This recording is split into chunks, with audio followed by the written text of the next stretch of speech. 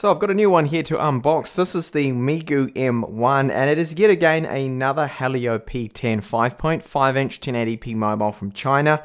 This one interests me a little because of its spec that it's got, because it's got a 4000 mAh battery, running Android 7, Type-C port on there, and it's selling for just over around 200 US. So I thought I would check it out and see if it's any good.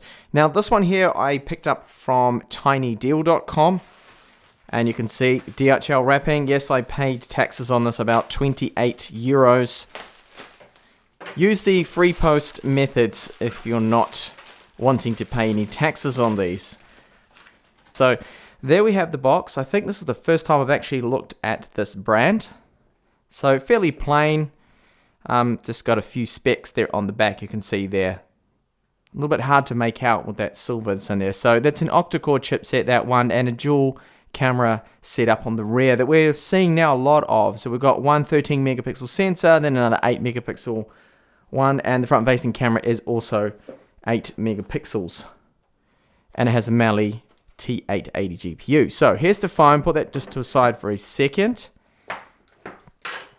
SIM tool, and then some instruction leaflets in that. We do get a Euro charger. Now this is rated to 5 volts, 2 amps, so I don't think that's going to be fast charging. And then a Type-C to USB. So yes, unlike some of those others I've looked at. Okay, so it weighs in at 188 grams. It feels a little on the heavy side in hand. So it has a pre-applied screen protector. Well, no, actually, that's just a matte one that's over the top of it just to protect it in transit. So you can see it's got 2.5D corners on the glass, the edges here, and a front-facing fingerprint reader. Now, this is not the click-in style. It's just going to be one of those capacitive buttons. So up the front here is a 8 megapixel camera that's f2.2 aperture, the earpiece, ambient light sensors there. So along the back, the tops and bottom are unfortunately made out of plastic for the antenna reception. So they've opted to go this path instead of antenna lines that we often see. This is made out of a metal on the rear, this part at least, and it is covered with a matte paint job that is going to be quite prone to fingerprints. So you can see there's a secondary microphone, a quad LED flash by the looks of it, dual tone, so 2 white and then 2 of the warmer white flashes in there. And there are the 2 camera lenses there. So one's 13 megapixels, a Sony sensor with an aperture of f2.2, and the other is an 8 megapixel one. I don't know what brand that is, and that has the same f2.2 aperture. So using those 2 lenses, they can give us some of those bokeh effects with that blurred background that everyone seems to be going for now. On the top there is a 3.5mm headphone jack, so they didn't do anything silly like remove this. Glad to see some companies are still keeping the analog audio out. Down the bottom, single loudspeaker, microphone, and Type-C port. On the right we've got individual buttons for the volume up and down, then the power button there. Now these are made out of metal, they have a good feel to them, and the good news is they do not rattle when you shake it around, which can happen on a lot of phones, even high-end flagship ones. And lastly, on the upper left-hand side, we have the SIM tray. Now this will take 2 nano SIMs or a micro SD card and nano SIM there. It of course supports 4G. Do have a minor complaint here with the release mechanism of this. So using that SIM tool that they provided, it didn't really want to eject the tray too well. I kind of had to pull it out with my fingernails, which isn't the greatest. Overall, the build quality feels good, but as you can see, it gets covered in fingerprints. Just the plastic on the top and the bottom lets it down a little bit, but you don't really notice it too much. There are no obvious build defects or flaws in the fit or finish of it, which is good to see. So it powered on with it already set up, so I didn't have to go through that typical Android setup or set up my fingerprint all to start with. It seems that TinyDeal have gone and booted this up first. Perhaps they were checking it for faults or whatever. I did notice that this was here, TinyDeal TD Logistics Release 4.5.2 APK. I don't know what that is that they put on there or installed. Maybe it was just installing their own application, although I can't seem to find it on here. Or maybe it was to install Google Play Store. I'll have to look into that. Perhaps a factory reset is advisable if you're worried about that. So I found out what that APK was from Tiny Deal. They just installed their own store application on this phone and seem to be doing it now on most of their phones they are selling. So the phone is using software menu keys here, which I'm not particularly fond of, given the fact that we have space down here for the recent apps and back buttons, but they decided not to go with that some reason, Meiigoo. Perhaps it's due to cost, they just went with the software menu keys instead. So the screen is a very common panel. This is the 1080p 5.5-inch sharp IPS screen, and I've seen it in so many phones now. It leans towards a cooler white, as you can see. It's got a bit of a blue tint to it. Of course, you should be able to adjust that, or at least using software, and it is very bright too. At the moment, I have it turned right down for my camera, but maximum brightness seems to be well over 400 nits, and then it will also dim right down. Reasonably dim. I would like it to be a little bit dimmer for late time night use. Other than that APK, there doesn't really seem to be any bloat on here apart from that ETWS app, and a couple of the Google apps maybe aren't really necessary and we don't particularly need them, but at least they haven't chocked it up full of all sorts of Chinese apps that we can see from these mobiles out of China. So you can see here that it's running Android 7.0, which isn't the latest version, but one good thing is that the security patch level is June the 5th, so it's only about a month old. That's not too bad, which is good, because I have seen on some mobiles the patch level being quite old there. Now there is a over-the-air update system under wireless update. I currently checked, there are no updates at the time of this video here, but if there are any bugs, hopefully Meiigoo will push those out to us so we can update and patch the phone if needed. The M1 has plenty of RAM, 6 GB. At the moment you can see I have 4.6 GB free, so you should be able to do some very heavy multitasking with this. So the Meiigoo M1 has just that one loudspeaker on the bottom, even though, like most phones, they do this. It looks like it's got dual loudspeakers.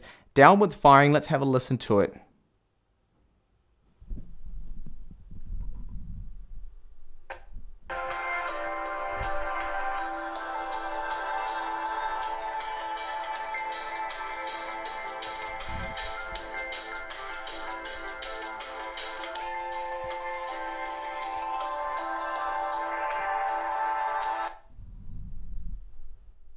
Okay, so that is not very loud at all. I've measured it, it's about 80 decibels. Ideally, I like to see around 90, and the quality of it is quite poor. So if you're looking for a very decent loudspeaker, you're going to be disappointed with the performance of the loudspeaker on the Mi 1 here.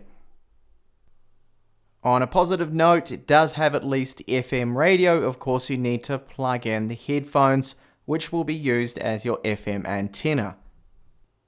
So a very quick look now at the stock camera application. So Pro Mode, this is where you can adjust all those manual settings. We've got exposure, contrast, brightness, saturation, ISO, white balance, no shutter speed there. Panorama mode, mono will just be monochrome shot.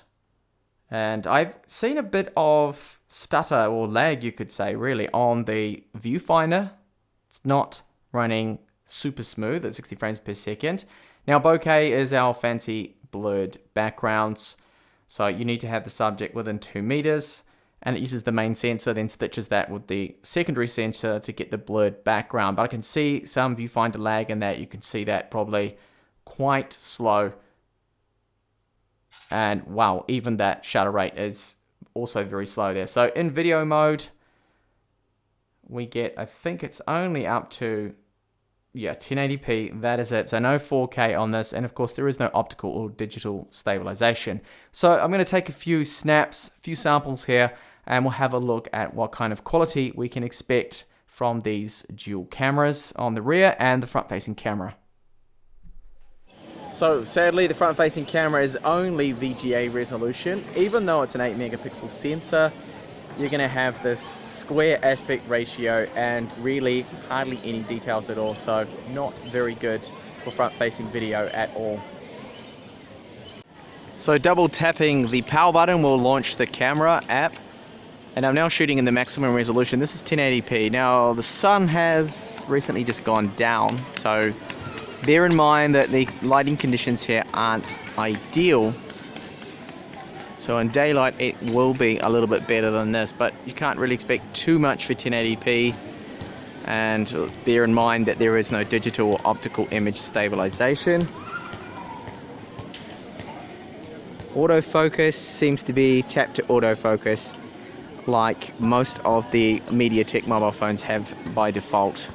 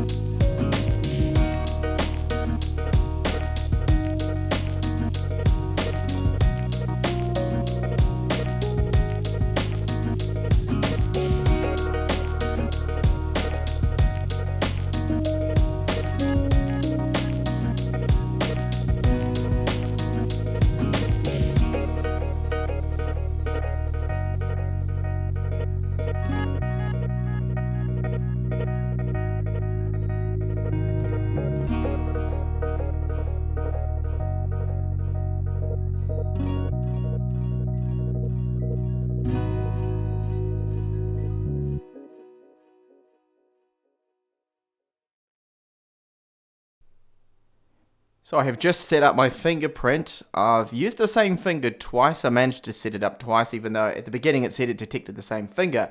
Anyway, let's have a look at the unlocking speed.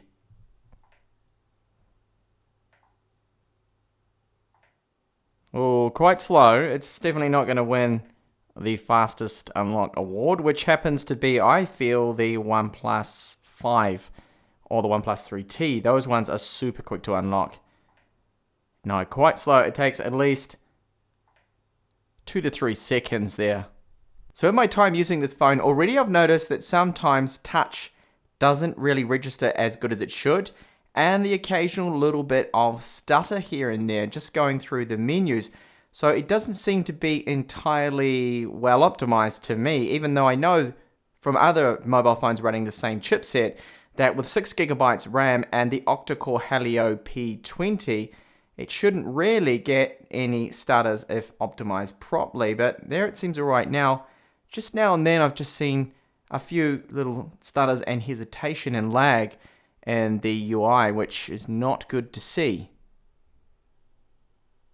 So that is my preview and unboxing there of the Meiigoo M1. So far I can see that we're getting a phone that's got decent specs for the price. You've got 6GB of RAM, octa-core CPU, 64GB of internal storage. It's running Android 7, it's dual SIM, micro SD card support, FM radio. The build quality is fairly decent, it's not bad at all. But I mean, it just feels a little disappointing that they didn't go a step further and give us on-screen, not only on-screen, navigation buttons, but also hardware ones. They've got the space for it, so why didn't they include it? Fingerprint unlocking seems to be quite slow. It takes about 2 to 3 seconds. Camera performance doesn't seem at all wonderful to me. It's quite average. I feel it's a bit of a gimmick. All of these manufacturers now moving towards that dual camera setup that's not really adding much. I would prefer them just to go with a single sensor and one that has larger pixels, giving us better image quality overall, instead of those fancy bokeh blurred background portrait images that everyone seems to be pushing for now. I'm not entirely sure why they're doing that. But apart from that, yes, if you can pick it up for cheap, should be a good phone with decent amount of performance there, although you will see now and then a few stutters and lag. Gaming performance also on the Mali T880 is fairly decent, but it's not the fastest, but it will play all of those games out there, at least with playable frame rates. Thank you so much for watching this unboxing, and I do hope to see you back in the channel soon with more up and coming reviews, unboxings, and a lot more tech from China. Bye for now.